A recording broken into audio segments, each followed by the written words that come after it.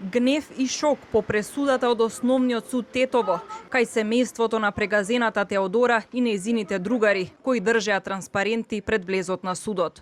Гимназискиот професор Менсур Пајазити, кој смртно ја прегази младата студентка Теодора Ристевска на пешачки премин возејќи со неприлагодена брзина, доби затворска казна од 2 години од Основниот суд Тетово.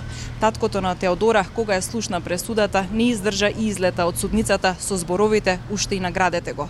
Пајазити ја призна вината и рече дека се чувствува морално одговорен, но семејството на Теодора рече дека до денешниот ден се уште не добиле сочувство од Пајазити. Семејството Ристовски вела дека нема да се откажат од барањето Пајазити да добие максимална казна затвор од 5 години за тешки дела против безбедноста во сообраќајот. 2 години го судија човеков, штуби човек, 2 години го судија. Колку вреди животот у Македонија, дали некој мене ќе ми објасни? Плачем за правда нема. Нема да има никад правда во оваа држава. Готова држава отиде. Адвокатката на семејството Ристовски очекува обвинителството да поднесе жалба по изречената пресуда. Се договлекуваше постапката и тој ниеднаш не го призна делото на начин кој што е потребен и кој што го предвидува Законот за кривична постапка.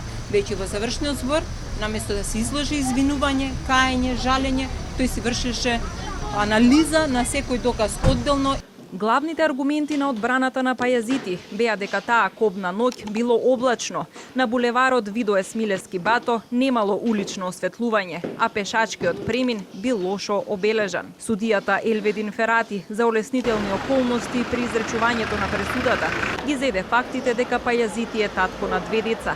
Досега е неосудуван, како и тоа дека е старател на неговата сестра која се од здравствени проблеми. Судијата Елведин Ферати, кој додели 2-годишна затворска казна на Пајазити, рече дека оваа пресуда треба да е поука за јавноста за сериозноста на ова кривично дело. Менсур Пајазити ја прегази Теодора пред 3 години, а првото судење започна скоро 1 година подоцна, пошто Пајазити беше осуден на 3 години и 6 месеци затвор. Апелацијскиот суд ја намали казната на 2 години затвор, но Пајазити поднесе барање за преиспитување на пресудата пред Врховниот суд, кој одлучи да ги укине пресудите на Основниот и Апелацијскиот суд и предметот го врати на повторно судење.